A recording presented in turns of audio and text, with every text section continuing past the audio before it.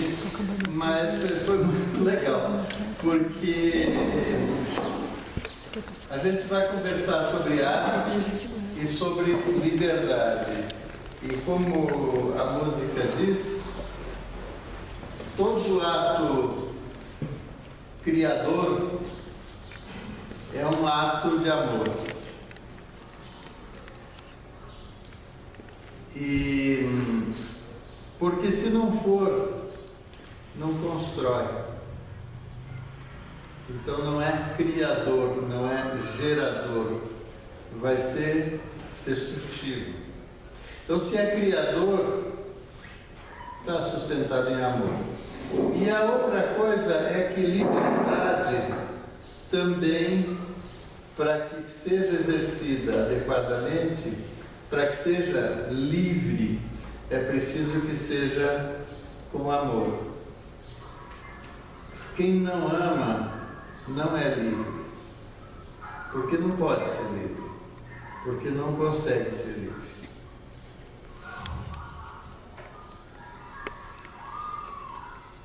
Cecília Meirelles, no Romanceiro da Inconfidência, tem um poema que termina assim: liberdade, essa palavra que o sonho humano alimenta, que não há ninguém que explique e ninguém que não entenda. É um poema muito bonito, eu acho que a gente precisa ouvir inteiro. Atrás de portas fechadas, à luz de velas acesas, em sigilo e espionagem acontece a inconfidência. Liberdade, ainda que tarde, ouve-se ao redor da mesa, e a bandeira já está viva e sobe na noite imensa. E os seus tristes inventores já são réus, pois se atreveram a falar em liberdade. Liberdade, essa palavra que o sonho humano alimenta, que não há ninguém que explique e ninguém que não entenda. Então, a gente veio para conversar sobre liberdade e arte. Você quer sentar num lugar que eu possa te ver melhor? Isso.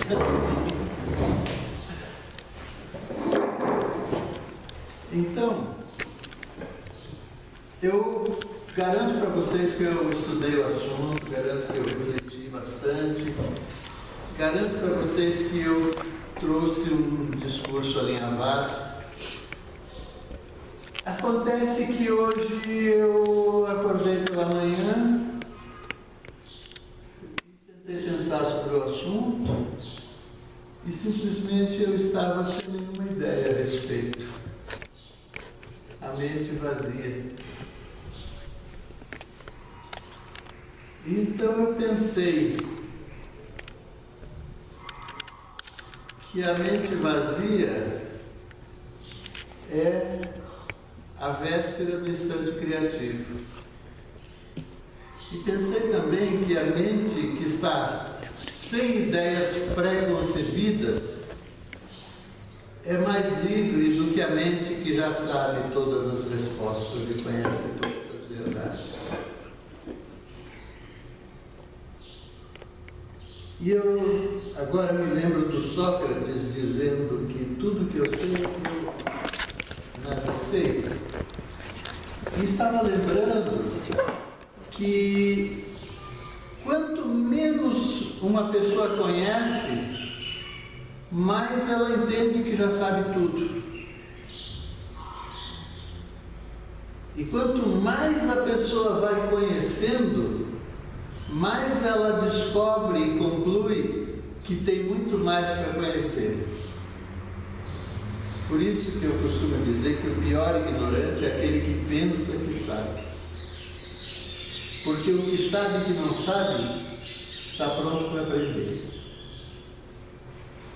Então eu percebo que não saber e saber que não sabe é liberdade. Saber pouco e pensar que já sabe tudo o que precisa é uma forma de prisão. Por isso todos os fundamentalismos religiosos são tão destrutivos, seja de qual ideologia religiosa for. Porque quando eu sei toda a verdade, aquilo que você pensou que era diferente do que eu penso, está errado. Você não sabe, porque eu sei. E esse é o princípio de todo autoritarismo. Toda ditadura se fundamenta na ideia de que o povo não está preparado para ser livre. Toda ditadura se fundamenta na concentração do poder de decisão e de determinação na mão de alguns poucos, baseado na crença de que se a maioria começar a tomar decisões, isto vira uma bagunça, o país se descontrola, as coisas se desgovernam e tudo vai ser destruído. Então as pessoas são crianças que precisam de um adulto, geralmente fardado, que vai tomar conta das crianças para que essas crianças não ponham fogo na casa. A liberdade assusta muita gente. E a liberdade assusta porque ela traz junto com ela uma irmã siamesa, uma irmã chifópaga da liberdade, que é a responsabilidade. No paraíso terreal, quando Adão e Eva experimentaram do fruto proibido, o fruto da árvore da ciência do bem e do mal, ou seja, quando a humanidade descobriu a arte de pensar e com isso adquiriu conhecimento de coisas novas,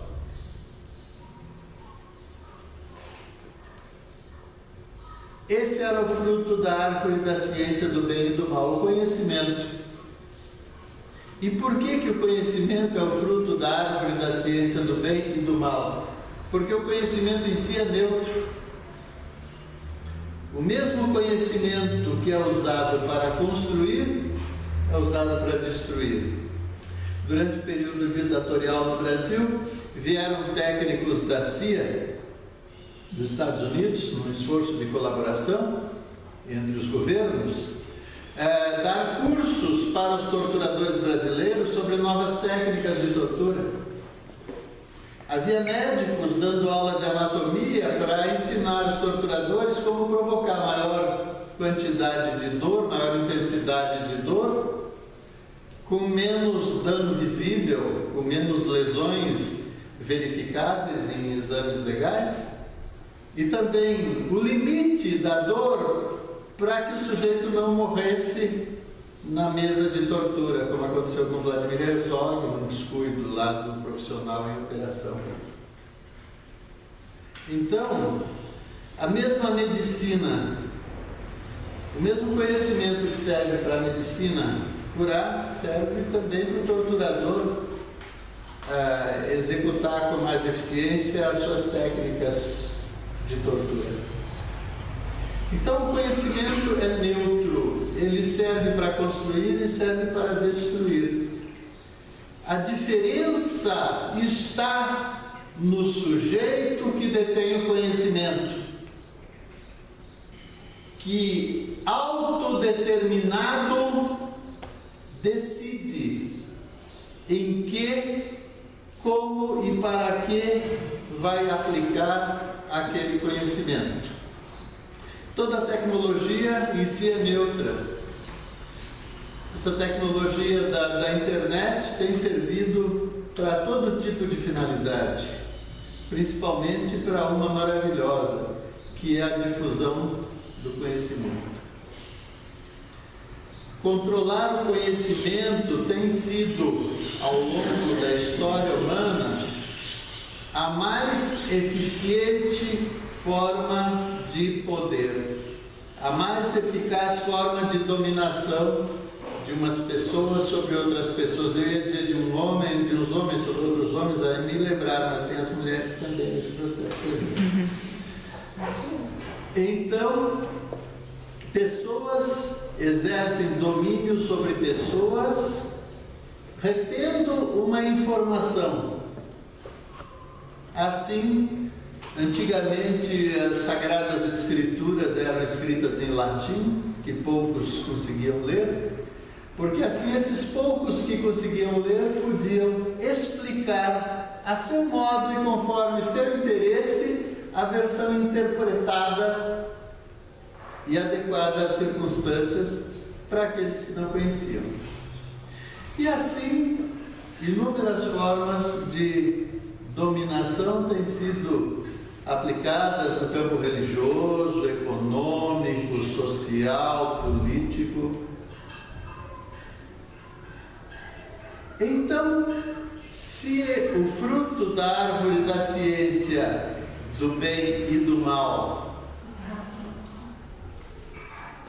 depende nos seus resultados da decisão daquele que aplica, então aí entra a irmã chifófaga da liberdade, que é a responsabilidade.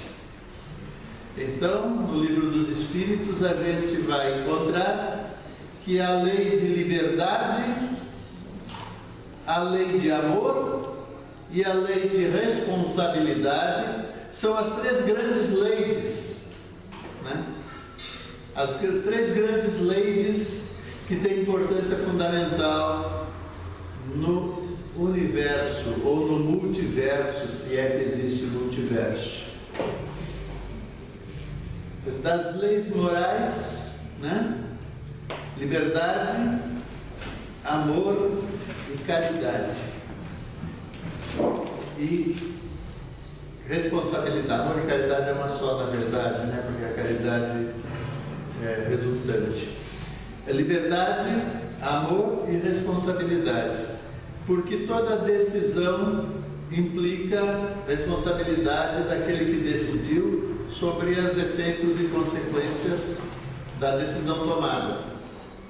Então, quando a gente vem falar aqui sobre arte e liberdade, é preciso lembrar que a gente está falando sobre arte e amor, porque o ato criativo é um ato de amor.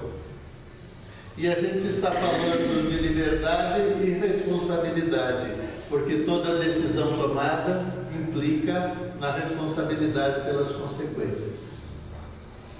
Responsabilidade é uma coisa que até se delega, mas não se transfere. Você que é chefe, quando o chefe delega uma tarefa para o subordinado, ele atribui responsabilidade para o subordinado, mas se o subordinado fizer uma grande bobagem, tudo der errado, resultar num enorme prejuízo, de quem é a responsabilidade na última instância? Do chefe. É do chefe. É o cara que delegou. Então, na verdade, gente, a responsabilidade você até delega, mas você não transfere. A responsabilidade é sua.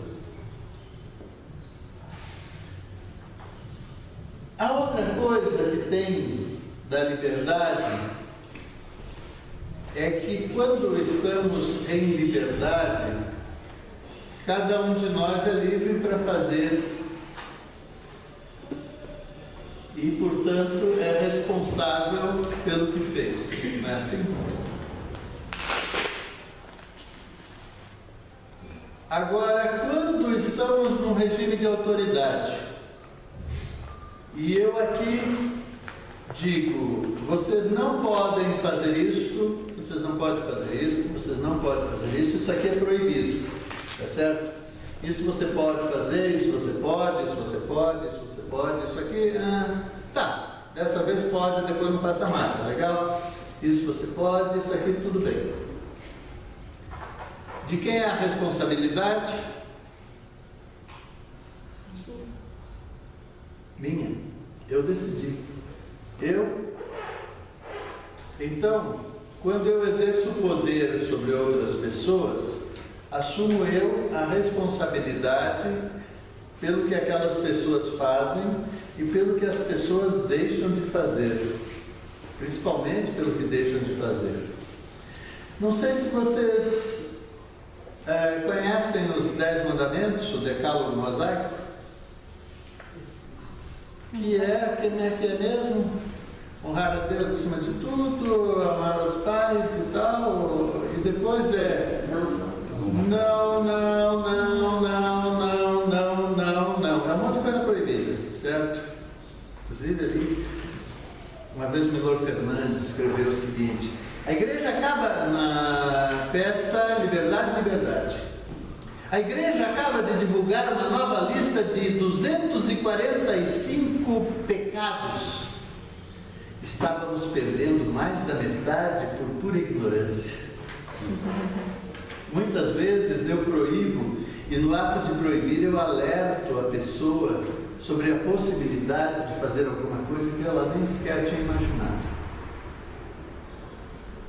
O decálogo mosaico é uma versão reduzida e selecionada de uma lista de 40 itens declaratórios que está lá no livro dos mortos do Antigo Egito, que é anterior, porque Moisés viveu como príncipe do Egito, naturalmente iniciado lá junto à classe sacerdotal do Egito, conhecia essas declarações e sintetizou isso e copidescou para no livro dos mortos. Essas colocações estão em forma afirmativa.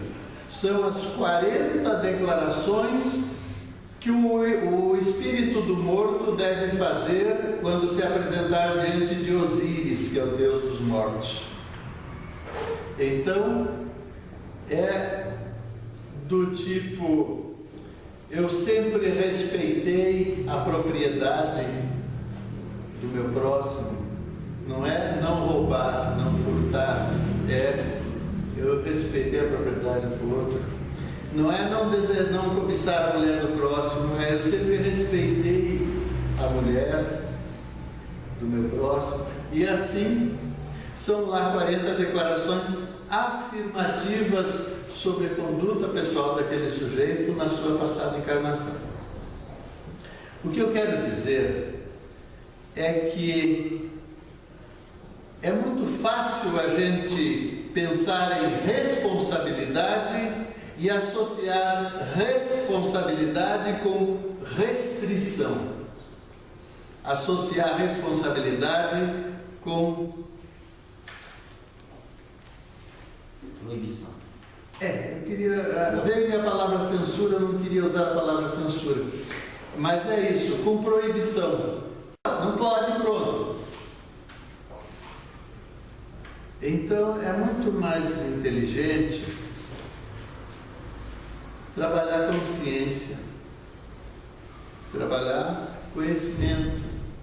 Porque quando a gente trabalha conhecimento, o sujeito que vai agir adquire o critério. Não é assim a maneira mais eficaz de educar filhos? A gente está numa sociedade hoje que o contato com as drogas é inevitável, né? Todo mundo vai ter contato com drogas. Drogas, eu digo, aquelas que não se vendem na farmácia. Já, né, quando eu era adolescente era assim, a gente convivia com os amigos que eram usuários disso, daquilo, e a primeira dose é sempre grátis, e um amigo sempre oferece, a gente sempre tem oportunidade, né? Não falta oportunidade. Aí, como que eu preparo o meu adolescente para lidar com essas situações? Não faça isso, não pode. Não, é assim? Funciona? Mas não funciona de jeito nenhum hoje em dia. Aí desperta mais a curiosidade, né? Quando, puxa vida, se é tão proibido assim, deve ser bom, né? E assim com sexo e outras coisas. O que funciona? É a informação, conhecimento. Olha, cocaína, sabe como é que funciona a cocaína? Sabe por que é interessante? A cocaína funciona assim, é um estimulante, ele causa um estado de excitação, de euforia. Aí, passado o ciclo, ele vem uma depressão, aí você precisa de uma nova dose para ter uma nova euforia, dá uma aceleração geral, e depois você tem de novo uma depressão, e você precisa de uma nova dose para a euforia. Daqui a pouco você entra em dependência. A dependência da cocaína se instala célula a célula, não é só o sistema nervoso, cada célula começa a pedir por cocaína. E aí, quando falta, tem dor, tem uma série de coisas, o organismo entra em crise espasmódica. E o processo é esse: você perde a sua liberdade, você fica dependente, é assim que funciona. A maconha como é que é? A maconha é o contrário da cocaína. Em vez de acelerar, ela relaxa, te deixa mole, te deixa zen.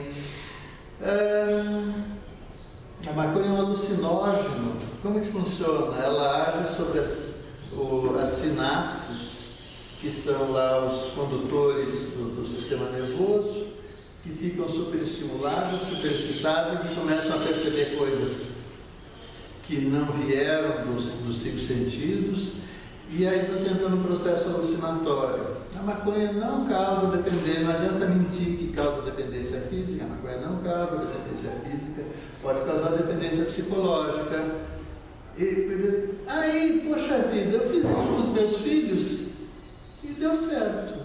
Eles não tiveram problemas com drogas e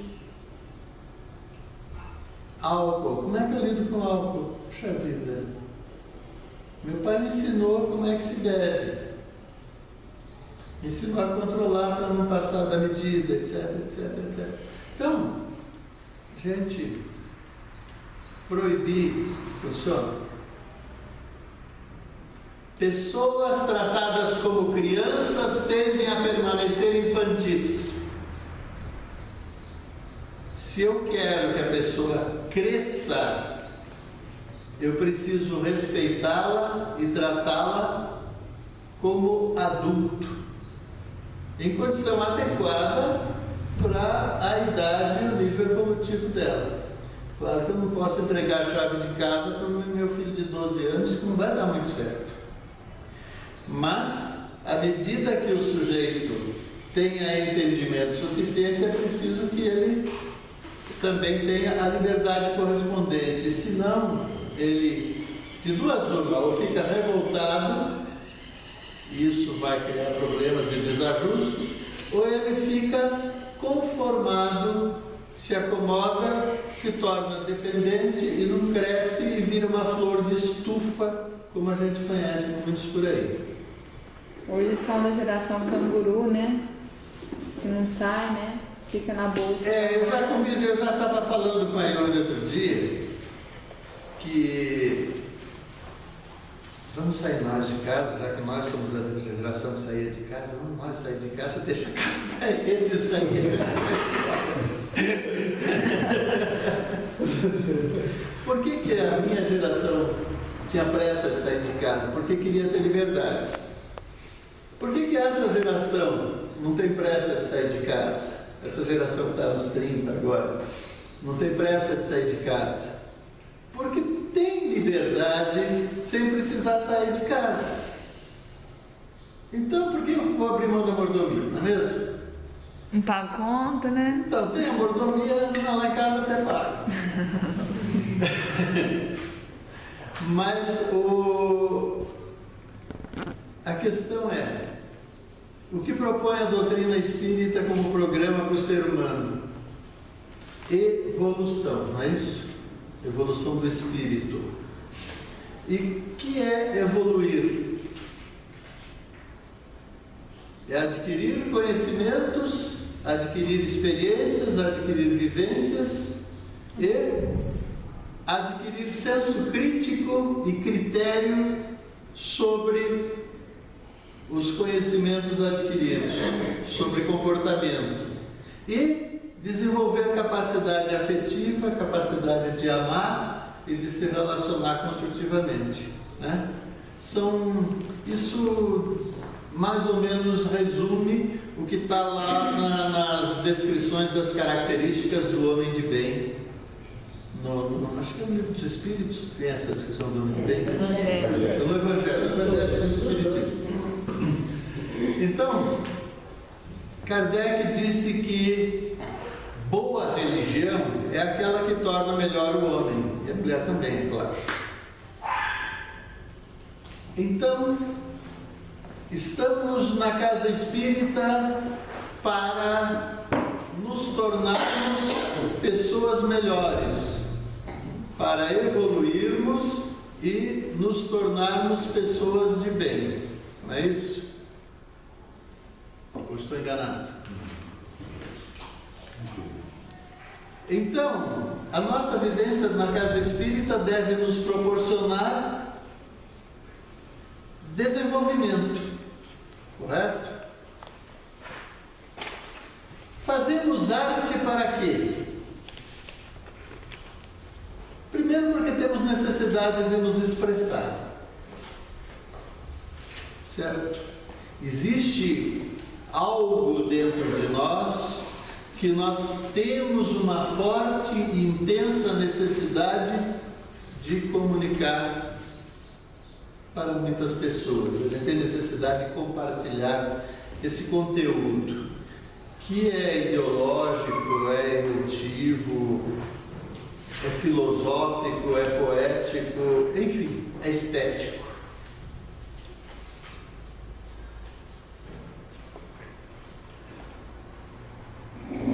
Mas o que pretende o artista quando dá vazão a essa necessidade?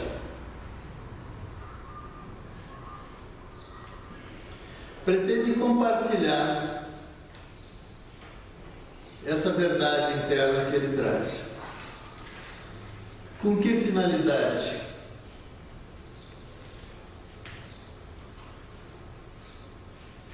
Com a finalidade de contaminar outras pessoas com essa mesma sensação, não é isso? Não é um processo de contágio que o artista pretende, que normalmente é chamado de comunicação. Eu quero comunicar isso, eu quero despertar. O artista quer o efeito da obra de arte em quem entra em contato com esse trabalho. Ou seja, o artista tem a intenção de ser um agente transformador. Com uma diferença do revolucionário, que o revolucionário político, ele pretende uma transformação coletiva. E o artista propõe um discurso individual. O político tem um discurso coletivo, o artista tem um discurso individual. Mas ele deseja ter alguma influência transformadora sobre cada pessoa a quem ele se dirige no seu discurso individual. Confere? Muito bem.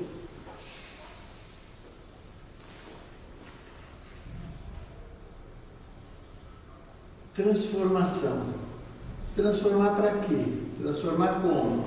E a gente encontra artistas que têm obras, produzem obras de arte que são profundamente destrutivas, de um ponto de vista moral, de um ponto de vista ético, de um ponto de vista filosófico, e outros que têm uma obra de arte fortemente construtiva, o que normalmente no meio espírita se chama de edificante. A palavra edificante, ela foi tão repetida que ficou meio gasta e meio que perdeu o sentido. Então, lembrar que edificante vem do latim edificare, que é exatamente construir. Então, a abordagem construtiva. O que vai determinar no artista a qualidade do que ele vai levar, se vai ser construtivo ou destrutivo?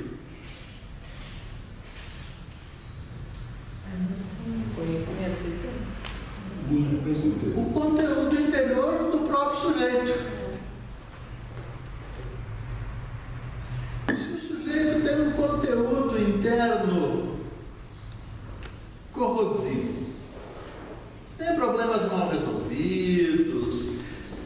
traumatizado, cheio de ódio, acredita em ideias muito confusas e atrapalhadas. Como vai ser a arte produzida por ele? Considerando que ele tenha um bom senso estético e produza coisas muito interessantes. Como vai ser a qualidade ético-moral dessa arte produzida por ele? Vocês têm ouvido funk ultimamente?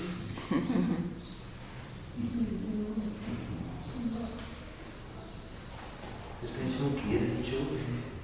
Aí eu digo assim, tudo bem. O Bertinho aqui, coitado, é tão corrosivo lá dentro, tá tão mal. E aí tudo que ele produz é muito esquisito. Mas eu vou dar um jeito. Eu vou ficar aqui do lado de fora com uma régua para medir as palavras e vou cortar todas as palavras feias que ele colocar, dou uma consertada aqui, proíbo o Robertinho de falar certas coisas, e aí então a gente apresenta aquilo que eu dei uma consertada aqui. Vai ficar legal? Por que não vai ficar legal? Você não contra mesmo? Estou falando? Por que não vai ficar legal? Porque não é verdadeiro. Não é verdadeiro. Primeiro, perdeu uma das coisas essenciais da obra de arte, que é a espontaneidade do artista criador. O ato criativo se perdeu. Quando eu começo a consertar o ato criativo, ele já foi para o espaço. A segunda coisa é que esteticamente vai ficar pior do que o original criado por ele. Eu piorei esteticamente a obra na medida que eu fiz lá algumas amputações e arranjos.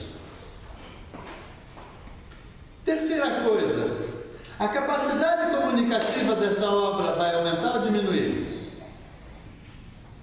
O apelo comunicativo diminui. O problema é formal. Não, diminui o apelo da coisa, né? A coisa que tem o seu apelo vai ter um apelo mais fraco. A terceira coisa, a natureza essencial daquela obra modificou.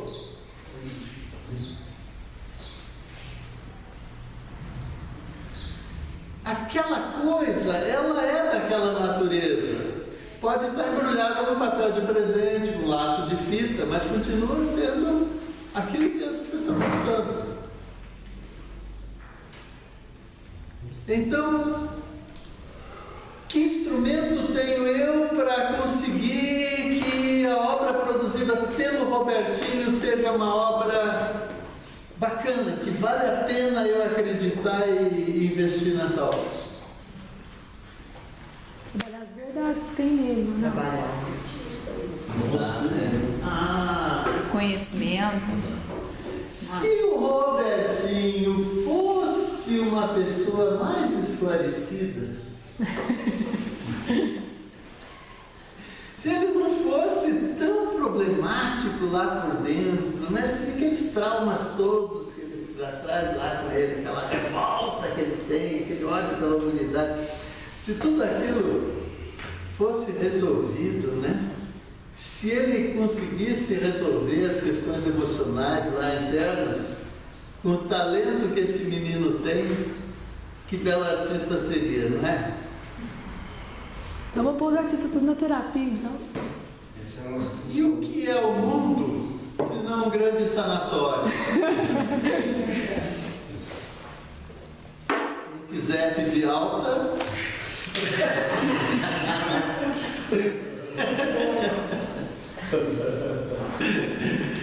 E o que é o trabalho da doutrina espírita, senão uma grande terapia para fazer de todos nós e de cada um de nós espíritos mais saudáveis? Porque todos nós temos as nossas... Bom, também não estou aqui para fazer autocrítica em nome dos outros, talvez alguém aqui esteja fora dessa lista, mas a grande maioria carrega o quê? Traumas reencarnatórios, experiências mal resolvidas de outras encarnações, remorsos de equívocos praticados lá em outros tempos, em outros mundos. Então, fomos criados simples e ignorantes, somos complicados e imperfeitos, num grande esforço continuado de quê? De nos desenvolvermos para nos consertarmos, nos autoconsertarmos e nos tornarmos mais saudáveis. Né? O perispírito está aí para mostrar de forma muito evidenciada e localizada os nossos problemas emocionais, afetivos.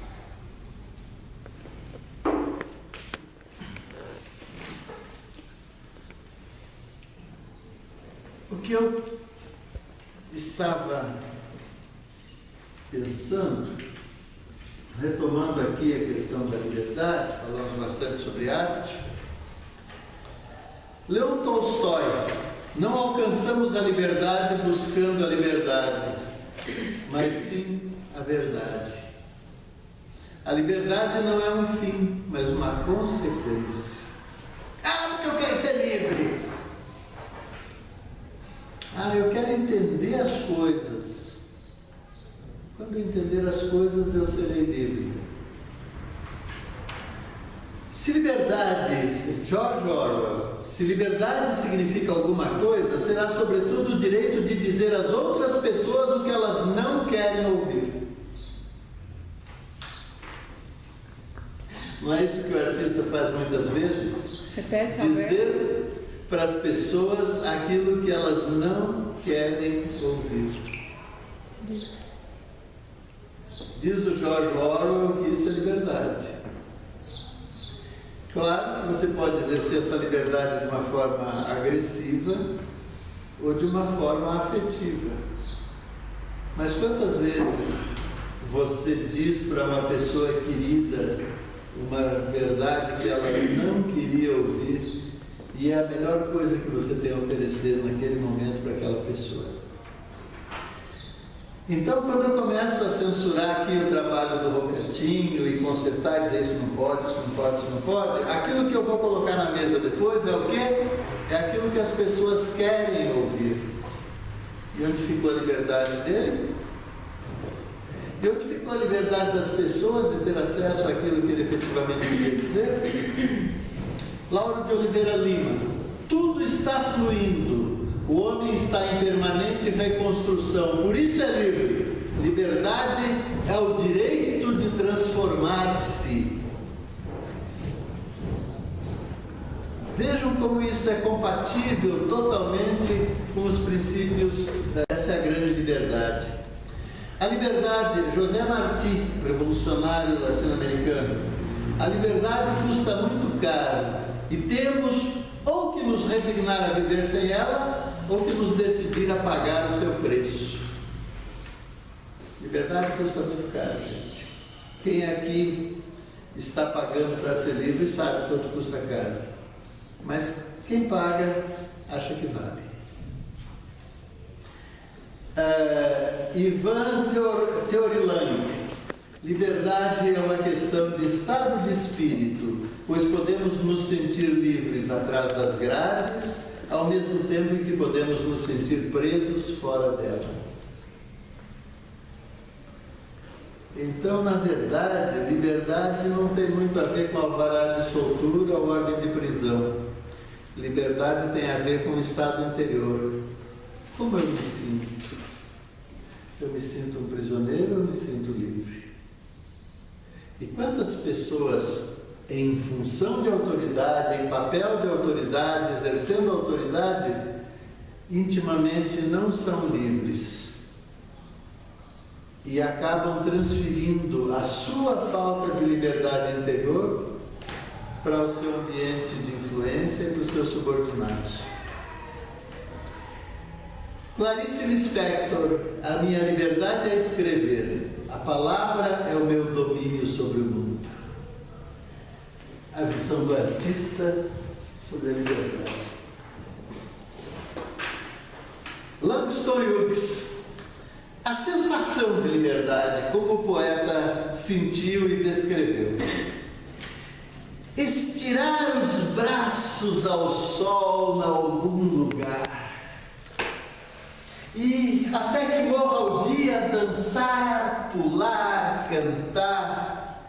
Depois, sob uma árvore, quando já entardeceu, enquanto a noite vem, negra como eu, descansar é o que eu quero. Estirar os braços ao sol em algum lugar. Cantar, pular, dançar até que a tarde caia. E dormir sob uma árvore. Este é o desejo meu, quando a noite baixar, negra como eu. Isso é assim como o poeta consegue descrever a sensação de ser livre. Então, ser livre é muito uma sensação. Quem deseja ser livre e luta para encontrar a sua liberdade, tem aqui um poema de Paul Eluard, um único pensamento. Ela só pensa naquilo. Em meus cadernos de escola, nesta mesa, nas árvores, nas areias e na neve, escrevo teu nome. Nas imagens redobradas, na armadura dos guerreiros e na coroa dos reis, escrevo teu nome. Em cada sopro de aurora, na água do mar, nos navios, na serrania demente, escrevo teu nome. Até na espuma das nuvens, no suor das tempestades, na chuva insípida, espessa, escrevo teu nome. Na lâmpada que se acende, na lâmpada que se apaga, em minhas casas reunidas, escrevo teu nome. Em toda a carne possuída, na fronte dos meus amigos, em cada mão que se estende, escrevo teu nome. E ao poder de uma palavra, recomeço a minha vida. Nasci para te conhecer e te chamar liberdade.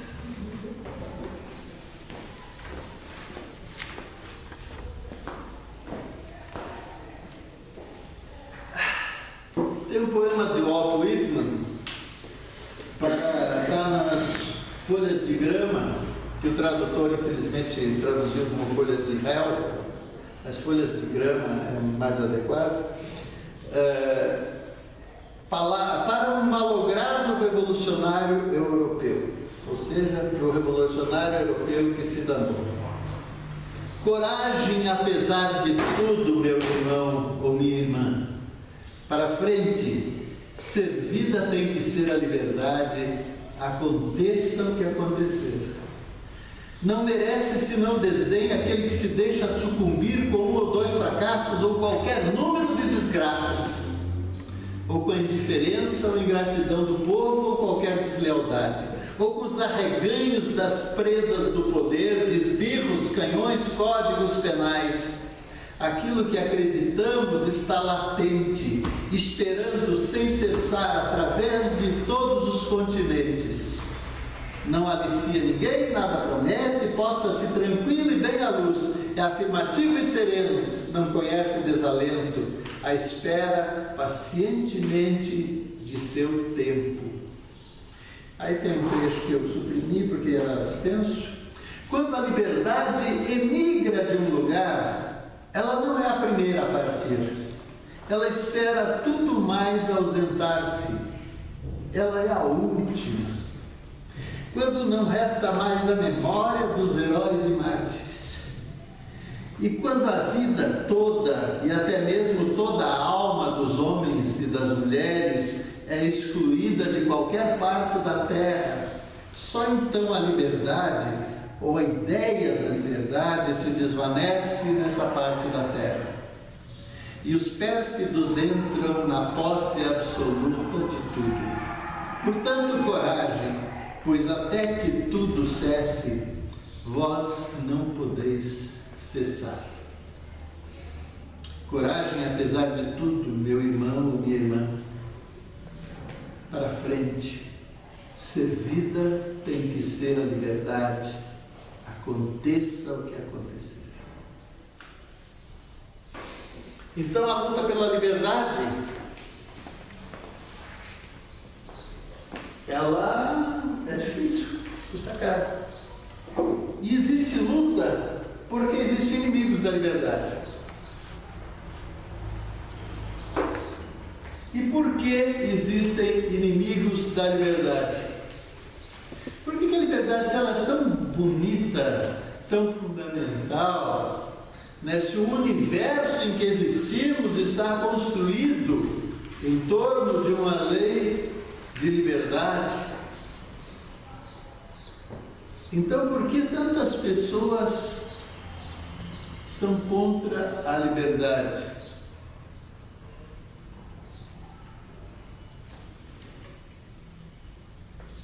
Medo, ignorância, porque o maior medo é o medo do desconhecido. Medo, insegurança, porque eu não sei o que fazer para lidar com a expressão do outro.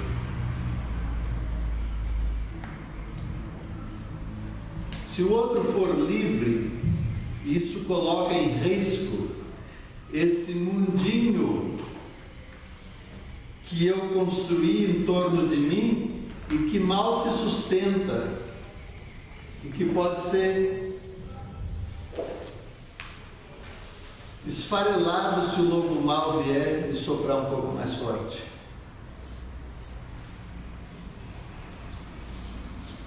Por isso, muitas casas espíritas proíbem a leitura de certos livros, como agora a Federação Espírita do Estado de Goiás acaba de incluir no Index Librorum Prohibitorum de Goiás 2 livros psicografados pelo nosso amigo Luiz Márcio Arnaud de Toledo. Talvez um vocês tenham lido, que é o Fascinação. E outro é mais recente, foi lançado há pouco tempo, que é Herdeiros. Eu não sei sobre que alegação, que motivo podem ter encontrado, porque nessas obras não tem nada que contrarie os ensinamentos contidos no Livro dos Espíritos e nas outras obras assinadas por Allan Kardec. Mas assim, e aí a gente lendo aquele opúsculo escrito por Allan Kardec, ele mesmo, não é Espírito Verdade, é ele mesmo, ele fez uma normativa de instrução e mandou para todos os centros espíritas que estavam se formando na época pela Europa e América, e foi publicado acho que há uns 3 ou 4 anos no Brasil pela editora, esqueci agora o nome da editora, chama-se Orientações para a Formação de uma Biblioteca Espírita. Então ele coloca lá que tipo de livros deve ter uma biblioteca espírita, biblioteca da casa espírita. Então ele sugere que tenha, né, as obras da codificação, naturalmente, outras obras complementares, tenha também um exemplar do Evangelho, né, dos 4 evangelistas. Ele também recomenda que tenha obras complementares de estudo, ele recomenda obras filosóficas, e aí ele recomenda que se tenha também obras de todas as religiões, assim, as obras fundamentais de todas as religiões, para que se conheça. E também ele recomenda que tenha obras de interesse cultural, não religioso, porque o espírita não deve ser só um especialista na sua doutrina, mas deve ter cultura geral também. E aí ele diz, em especial, recomenda-se que tenha na biblioteca espírita os livros que são publicados questionando e atacando o espiritismo, porque é preciso conhecer o ponto de vista crítico com relação ao que nós acreditamos e fazemos. E ele disse numa outra ocasião: esse livro está aí, é só procurar, está ao alcance de vocês e ao alcance de todos. É muito interessante, porque a gente percebe o quanto a gente encontra movimento espírita federativo e casas espíritas agindo contrariamente a orientações explícitas deixadas pelo senhor Hippolyte Léon Denis Rivail, Allan Kardec, falando em nome dele, igual o pessoal que faz Guerra Santa em nome do Cristo, Guerra Santa em nome do Maomé, Guerra Santa em nome do Buda, né? Eu acho que as pessoas, os próprios espíritas querem assim, né? Que um pai fala que deve, que não deve, né? No congresso aqui em Franca, perguntaram acho que ele é o vice da FEB, né? O que a FEB vai fazer com livros que mais atrapalham do que ajudam a doutrina? A FEB não tem que fazer nada, nós não estamos na época da Inquisição, quem tem que fazer são os leitores. Posição perfeita, o que eu vou fazer, né? Não é, a FEB não tem que fazer nada, quem tem que fazer vocês. E o que eu vou fazer com o que eu li? Paulo de Tarso já estava às voltas com essa questão, quando numa epístola ele escreveu: conhecei tudo, retende o que é bom.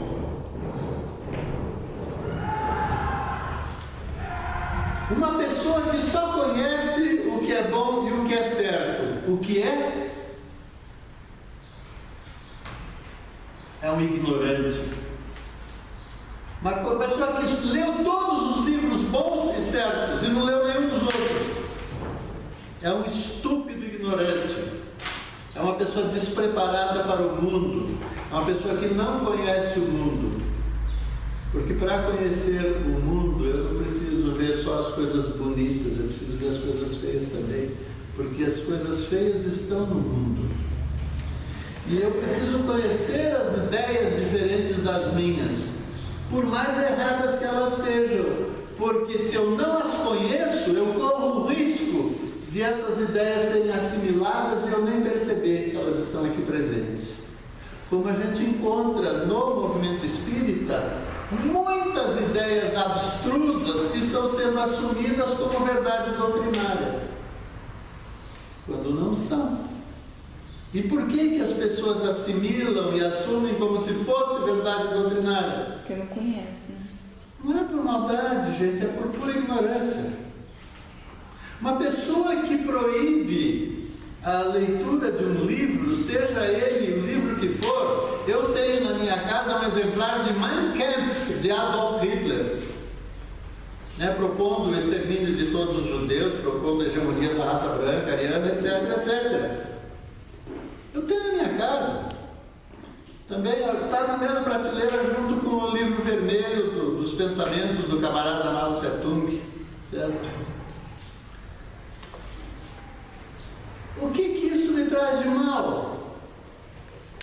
Muito mais mal acontece para quem não leu, não conhece, nunca ouviu falar e acredita que o nazismo nunca existiu, que o Holocausto nunca existiu e sai por aí careca de jaqueta de couro e correntinha batendo nos outros.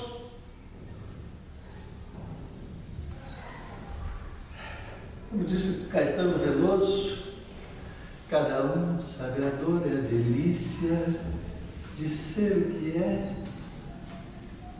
Cada um sabe onde o calo aperta, cada um sabe o jeito que é. E quem sou eu para dizer como que você deve ser?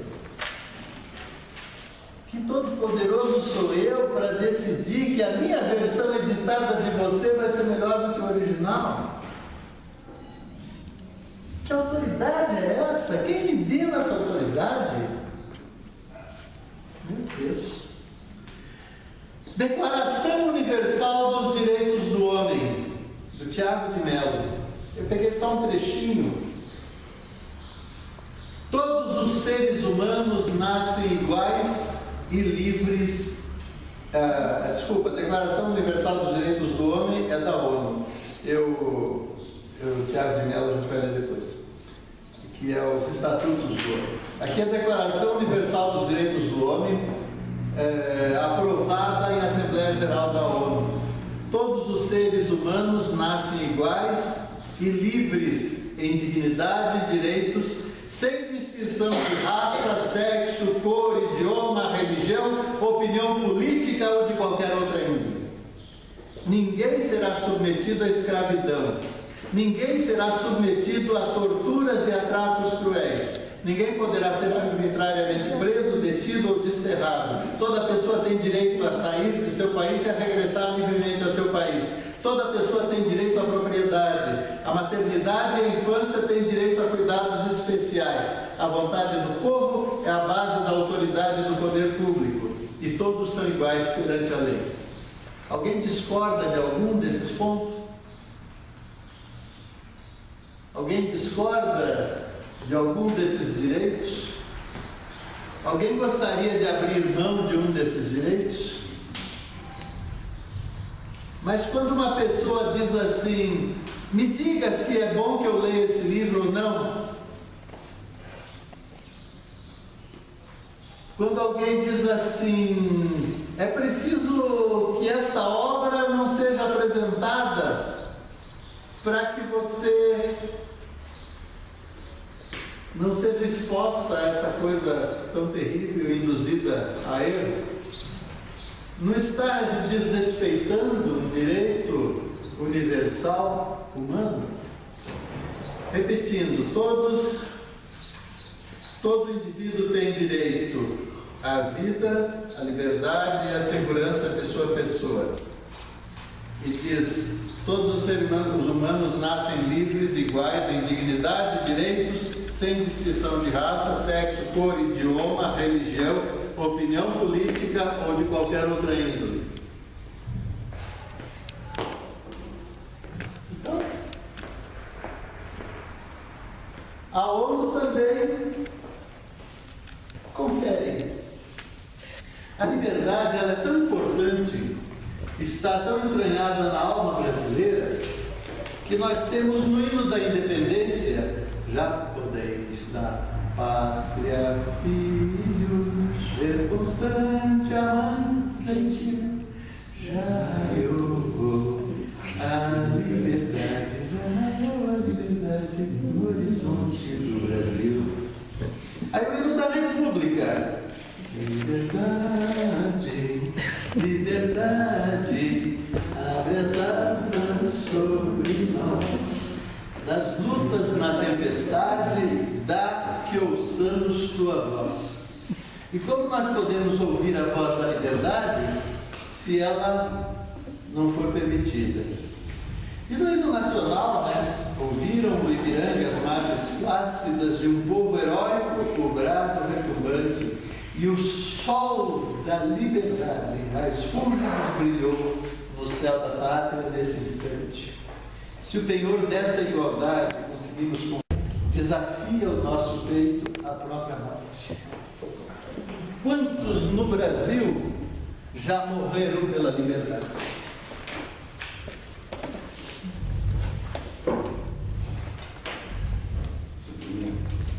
Segura para mim.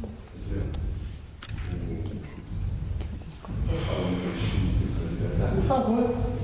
Está na ordem ao Juju. Ordem ao Juju. Falando assim, como está o meu? Está aguentando. Ô, pessoal, eu preparei para ele, olha só. Eu quero só dizer mas quando as brisas forrasteiras surgiu o espaço, mas quando a branca estrela matina surgiu do espaço e as brisas forrasteiras no verde leque das gentis palmeiras foram cantar o hino de arrebol, lá no campo deserto da batalha uma voz se elevou, clara e divina. Era a sua liberdade, peregrina, esposa do porvir, noiva do sol.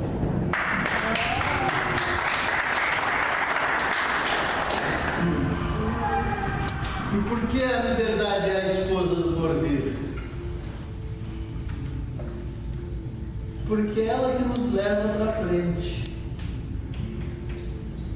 espírito evolui, gente? Não é tomando decisões, errando, tendo as consequências e nesse processo aprendendo? Não é assim que evolui? Isso não é a liberdade funcionando? Então tem uma coisa muito interessante nisso. Liberdade implica erro. A liberdade de decidir e a liberdade de agir é a liberdade de errar. Essa liberdade nos foi dada por Deus. O Criador colocou em nós essa liberdade. Eu já ouvi gente dizer, mas maldade de Deus, por que não fez a gente logo perfeito? Né? Da mesma forma que as pessoas dizem, puxa vida, tinha que proibir de falar essas coisas, tinha que proibir de publicar essas coisas. Eu mesmo escrevi no Facebook um texto que eu não trouxe aqui, que chama-se Delírio Politicamente Correto, que fala assim que um dia nós vamos reescrever a história, um dia nós vamos conseguir que tudo que se publique seja bom, limpo, puro, claro, luminoso e fraternal. Um dia nós vamos conseguir que todos sejam bons, belos, brancos, felizes, magros e simpáticos. Um dia nós vamos conseguir tudo isso. E nesse dia, quem contrariar vai ser proibido.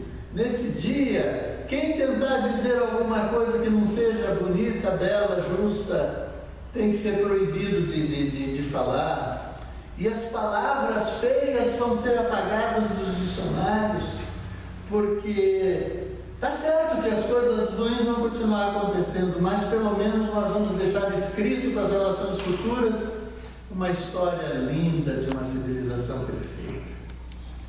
Então, gente, tem muita gente, e aí fala, esse é o delírio autoritário politicamente correto. Então essa coisa do politicamente correto, que anda pelo mundo patrulhando quem abre a boca, é uma doença terrível que corrói a liberdade. Tem um texto aqui de Cecília Meirelles sobre a liberdade. Eu acho que no Brasil a pessoa que melhor escreveu sobre a liberdade foi Cecília Meirelles, que além de poeta foi professora, né? Liberdade. Deve existir nos homens, um sentimento profundo que corresponde a essa palavra liberdade, pois sobre ela se tem escrito poemas e hinos, a ela se tem até morrido com alegria e felicidade.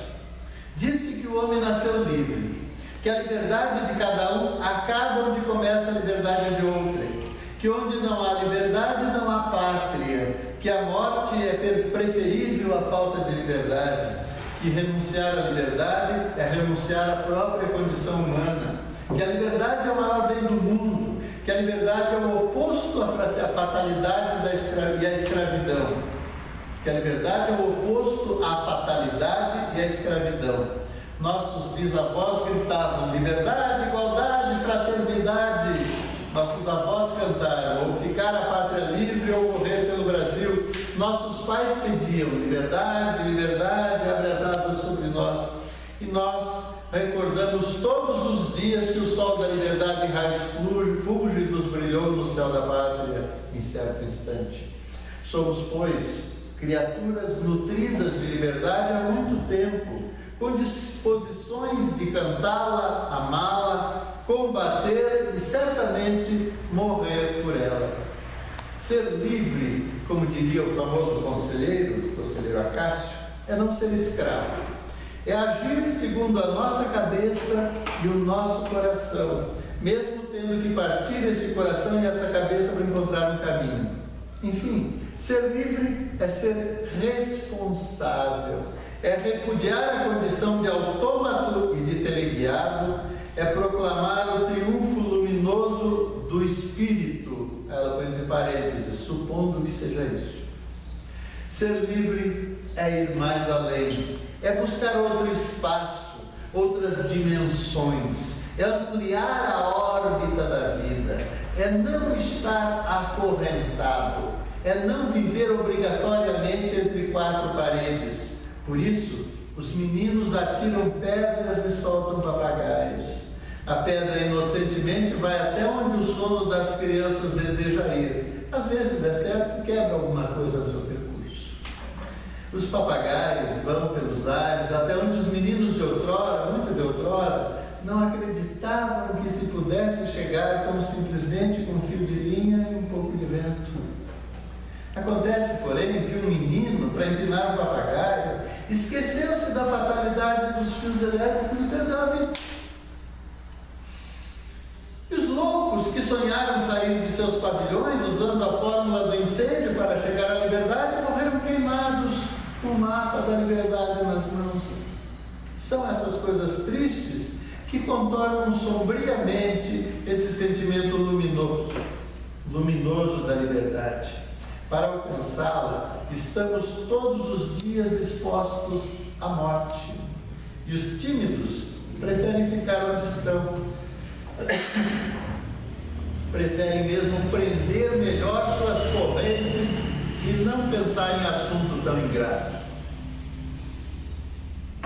Mas os sonhadores vão para frente, soltando seus papagaios, morrendo dos seus incêndios como as crianças dos loucos, e cantando aqueles hinos que falam de asas e raios fúlgidos, linguagem de seus antepassados, estranha linguagem humana essa, desses andaimes dos construtores de Babel.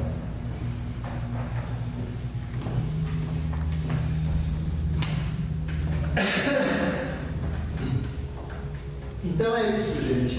Liberdade implica tomar decisões, fazer coisas pela própria cabeça, seguindo o próprio coração. Como somos seres imperfeitos, com entendimento ainda imperfeito do mundo, eventualmente erramos. Eventualmente alguma coisa dá errado. Como se diz em inglês, que eu não falar a palavra em português, shit happens.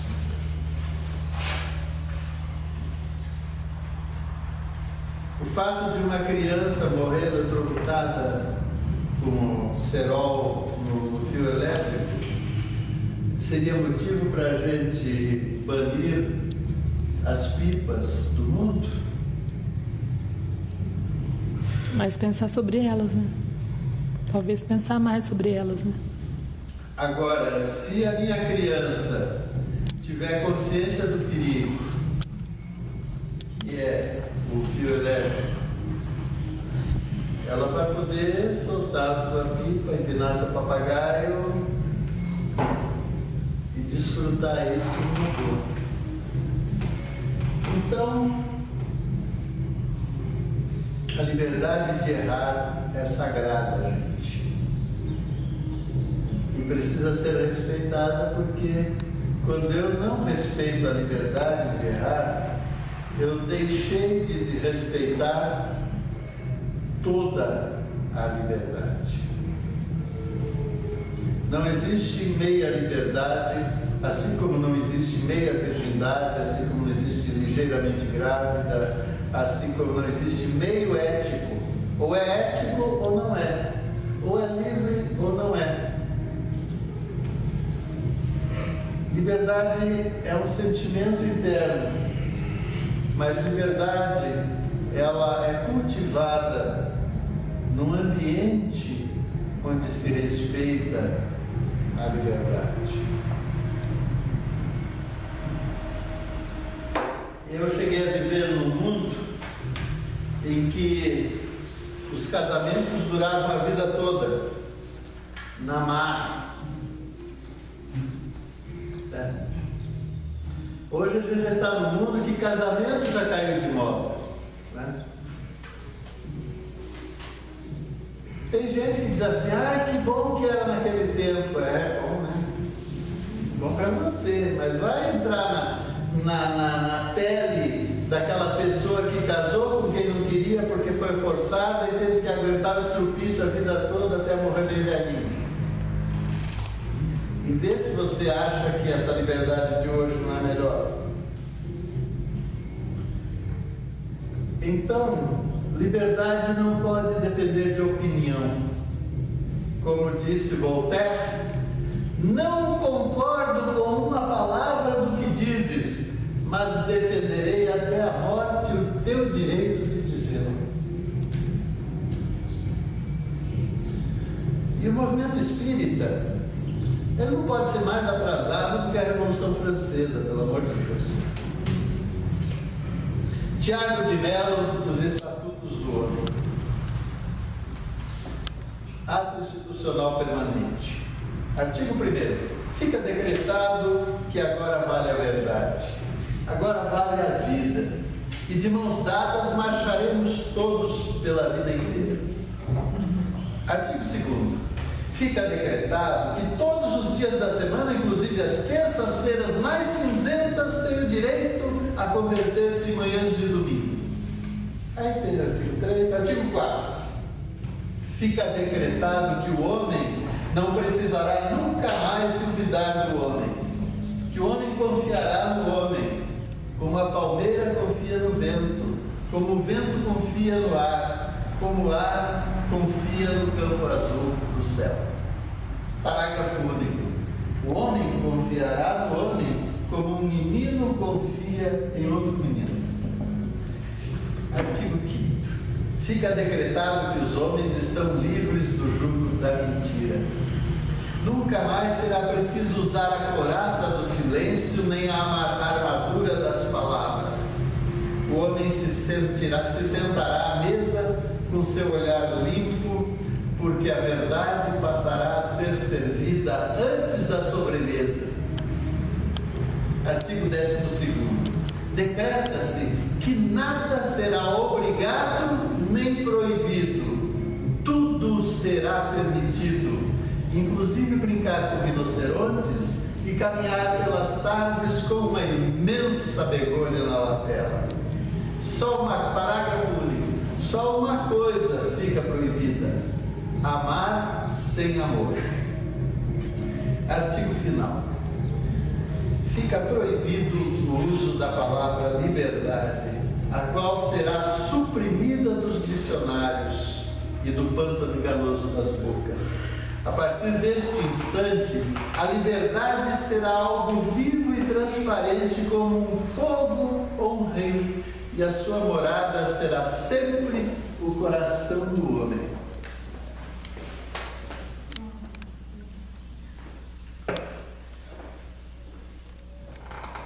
Por que as pessoas têm medo da liberdade? Porque pode dar errado.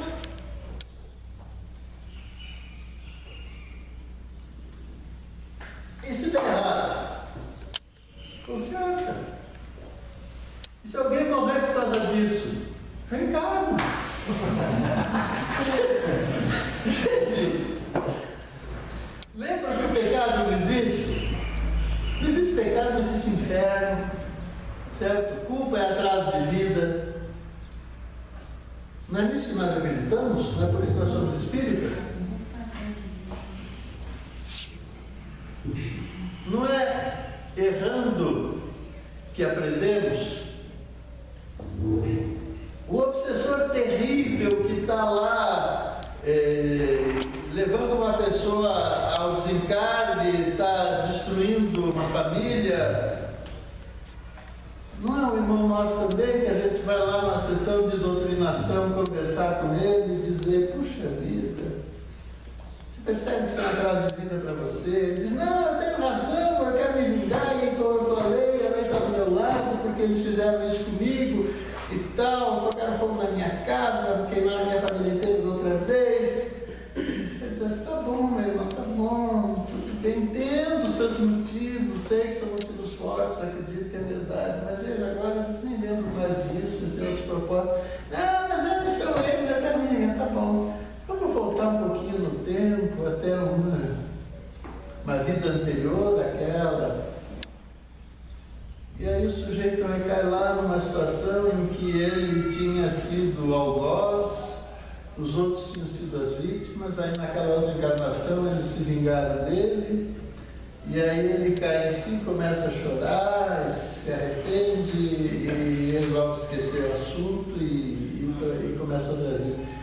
Então, meus queridos, se esse obsessor terrível, afinal de contas, tinha seus motivos, e se esse obsessor terrível é um irmão nosso, que nós recebemos carinhosamente e é encaminhado para uma clínica de reabilitação do plano espiritual, e daqui a pouco reencarna como filhinho querido daquela família que ele perseguia, se as coisas são assim, e se a doutrina que nos une é generosa o suficiente para entender isso e assimilar isso, cumprindo o que Jesus disse, eis que vos mandarei um novo Consolador,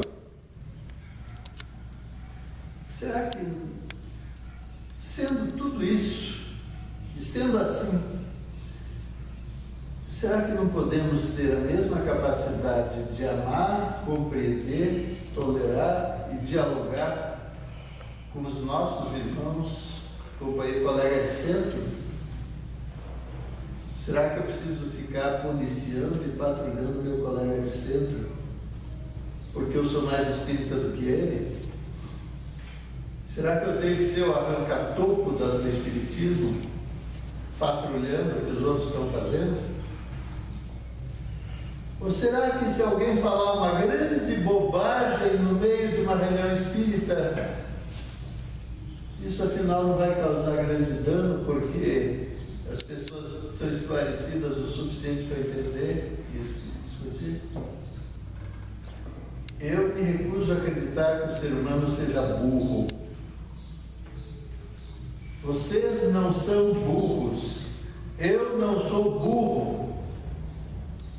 A pessoa pode ser ignorante, pode ser desinformada, mas ela tem capacidade de raciocínio, tem inteligência, tem capacidade de análise crítica, tem capacidade para discernir aquilo que lê, aquilo que assiste.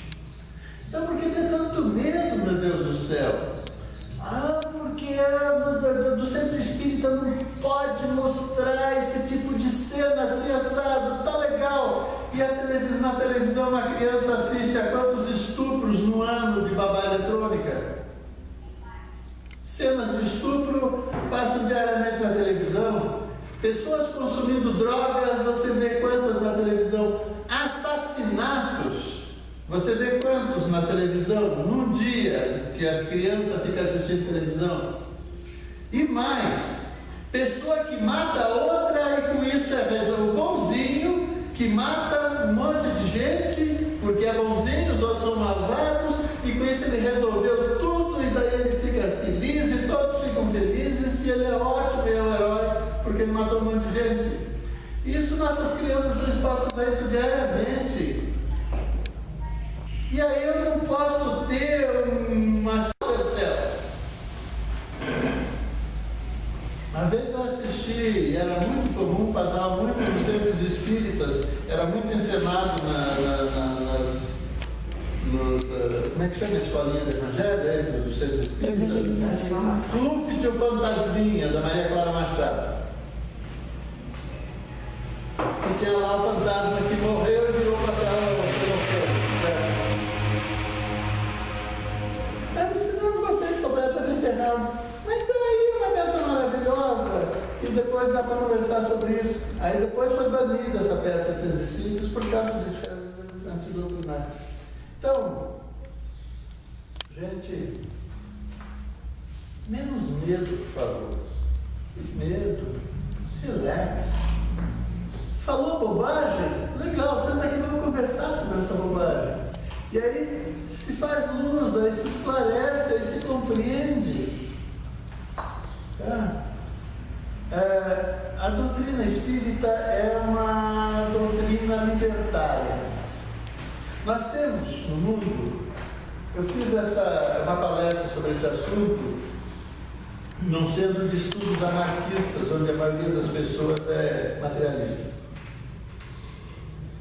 Falando sobre as doutrinas religiosas. Tem dois tipos de religião. Tem religião autoritária, tem religião libertária. As religiões autoritárias, elas têm clero, certo? São divididas em pastores e ovelhas.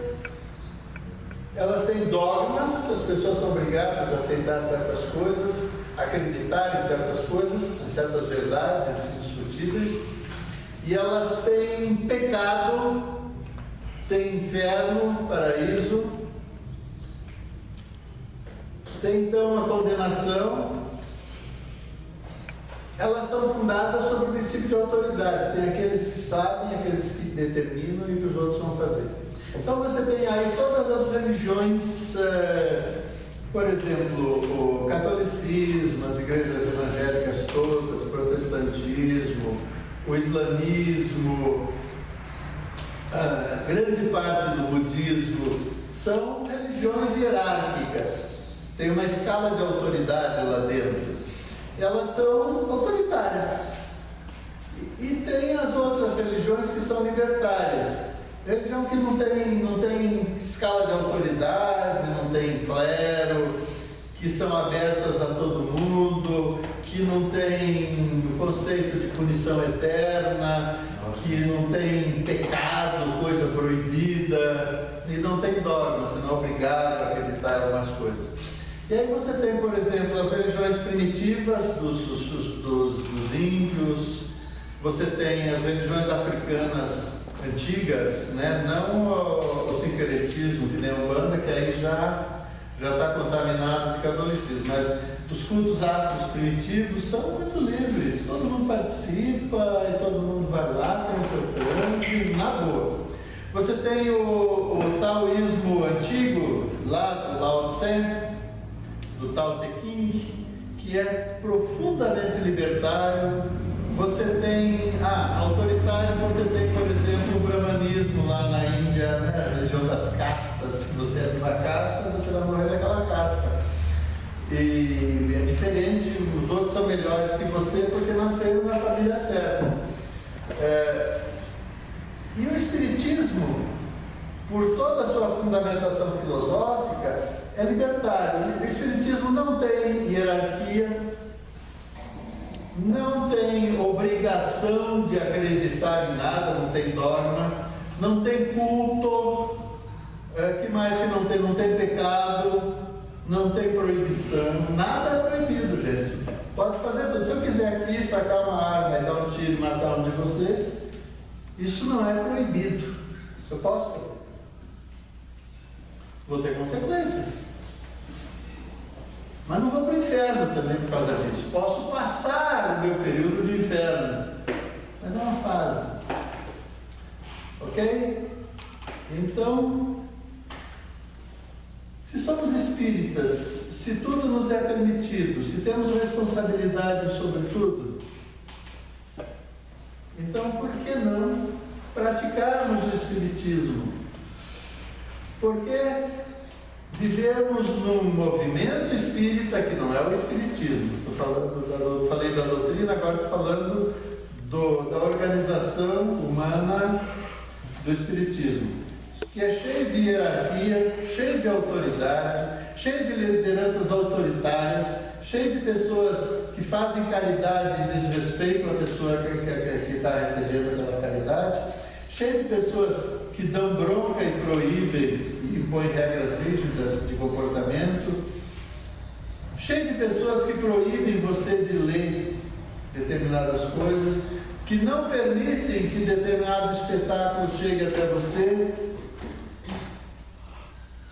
Então me parece que pensando dessa forma, eu chego à conclusão que o movimento espírita não é espírita.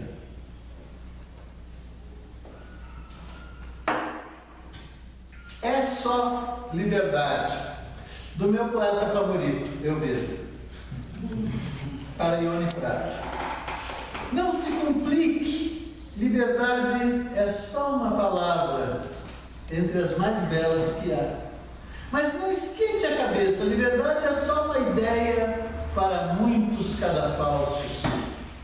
Mas não se recuse. Liberdade é só uma proposta que amedronta meio mundo. Mas não se preocupe, liberdade é só um projeto que se constrói cada dia. Mas não fique desnorteado. Liberdade é só um caminho que nos leva mais adiante. Mas não perca a elegância. Liberdade é só um estilo de vida que se vive no limite. Mas não tente se segurar. Liberdade é só uma revolução da vida. Mas não se assuste. Liberdade é o melhor que te pode acontecer.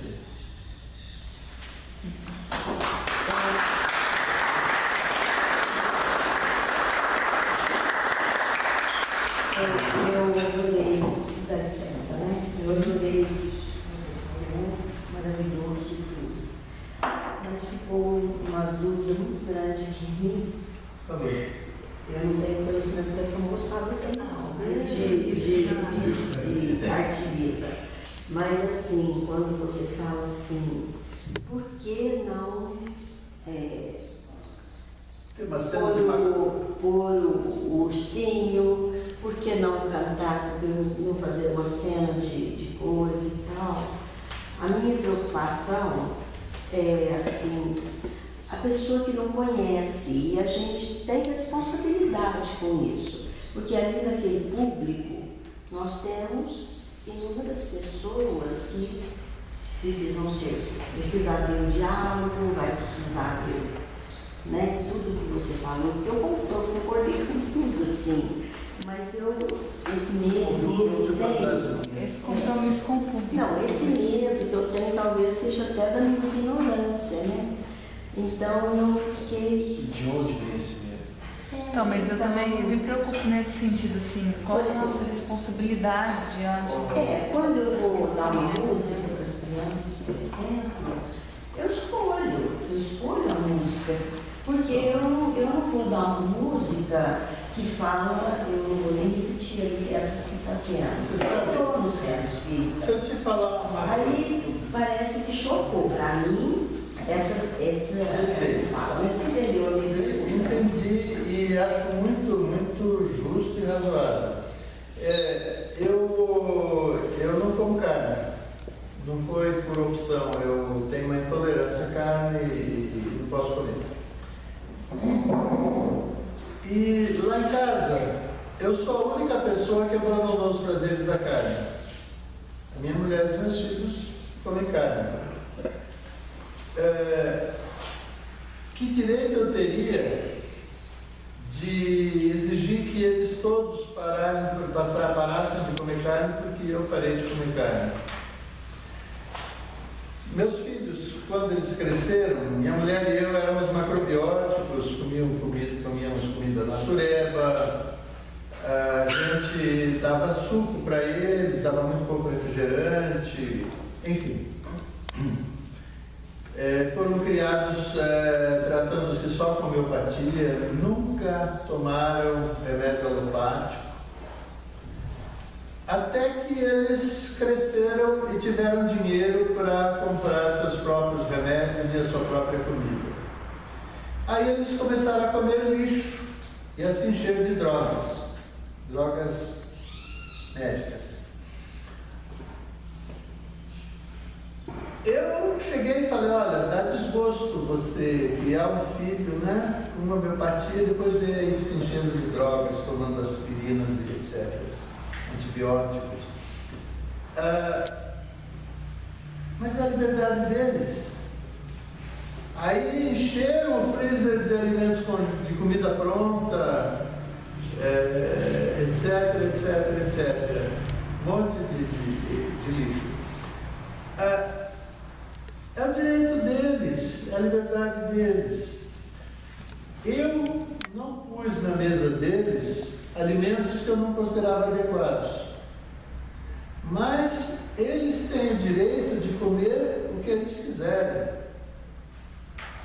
Então, eu jamais faria o Luft, o fantasminha, num ser espírita. Porque eu considero que é uma grande tolice. Mas se na minha casa espírita a mocidade quisesse fazer o Clube do Fantasminha, que é um clássico do teatro infantil brasileiro, da genial Maria Clara Machado, eu conversaria com eles e olha, essa peça, você viu, tem uma coisa aqui que é completamente inadequada. Fala que o fantasma morre e vira celofane. É furado esse negócio. Ah, mas a gente quer fazer porque a gente gosta da peça. Então tá, então faz, não é problema. Depois da peça, conversa, diz, olha gente, só tem da peça, é muito legal, só que tem na peça aqui uma coisa que está fora da doutrina, tá legal? Só para esclarecer. E pronto, não preciso proibir. Agora, o que eu vou levar é o meu critério.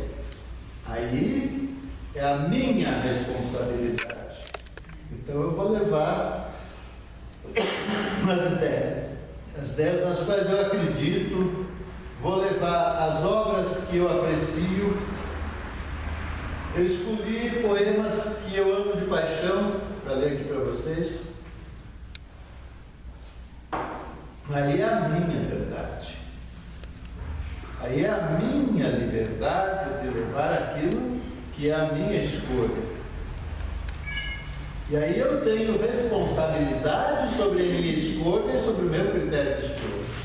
Então, quando você decide o que você vai levar, a responsabilidade é sua, o critério é seu, e você leva aquilo que você considera mais adequado. Isso é o que eu vou levar. Eu também não vou publicar uma coisa que eu não acredite. Uma editora tem toda a liberdade de publicar os livros que ela acha mais adequados. Agora, isso é uma coisa. Outra coisa é cercear o acesso das pessoas àquilo. Então, começar a tirar, deixar de pôr cerquinha no mundo. Deixar mais livre, mais aberto, deixar mais solto. Não significa bagunça, né? De jeito nenhum. Isso, eu acho que esse é o meu grande medo, né? De virar uma grande bagunça, né? Uma vez, no centro espírita que eu frequentava, vieram com a proposta de colocar um crucifixo na parede da sala de reuniões. Aí eu fui contra, falei, mas tem nada a ver, né? Não é um símbolo espírita, não tem nada a ver com a doutrina espírita. Gente, eu particularmente prefiro muito mais o Cristo ressuscitado do que esse pregado na cruz. Aí a pessoa falou assim, mas é cristão. Nós não somos cristãos? Nós somos cristãos, mas nem por isso a gente precisa assimilar as coisas de outras vezes. Então, por exemplo, cromoterapia. Eu particularmente acredito que cromoterapia funciona. Eu particularmente acho até legal que no centro espírita tenha lá uma sala de cromoterapia. Assim como aqui tem nessa casa espírita, tem ali a sala de convivência dos idosos, tem a sala de aula de sapateado, né? Mas está bem claro para todo mundo aqui que sapateado não é uma prática doutrinária, certo? E o centro de convivência dos idosos também não é uma prática doutrinária, é uma prática social. Pode ter yoga. É? Pode ter yoga, né? Tem um monte de... Pode ter yoga. E a gente sabe que nem por isso nós somos orientalistas, né? Mas nada impede que a gente tenha yoga. Só que está claro aqui que não é doutrinário, é uma outra atividade. Em muitas casas espíritas tem lá a cromoterapia colocada como sendo uma prática doutrinária, uma prática espírita. Então, quer dizer, começa a se fazer sincretismo. Agora, nada que, se eu estivesse numa casa dessas, eu não iria proibir, nem pedir que proibissem a cromoterapia.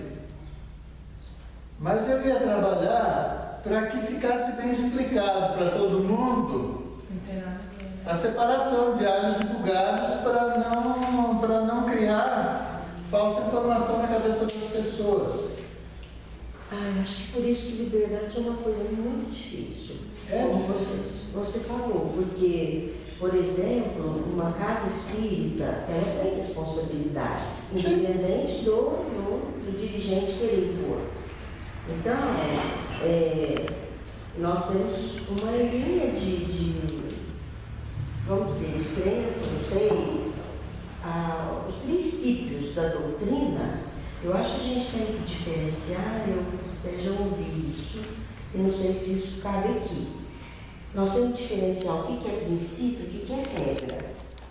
Princípio é o conjunto daqueles São os 5 princípios. postulados. Existência de Deus, Pai Criador, a sobrevivência e comunicabilidade dos espíritos, a reencarnação,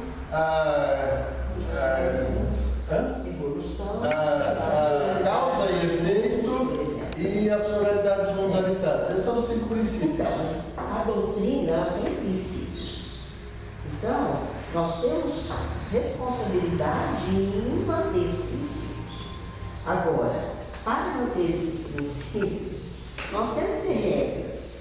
Que as regras vão ser...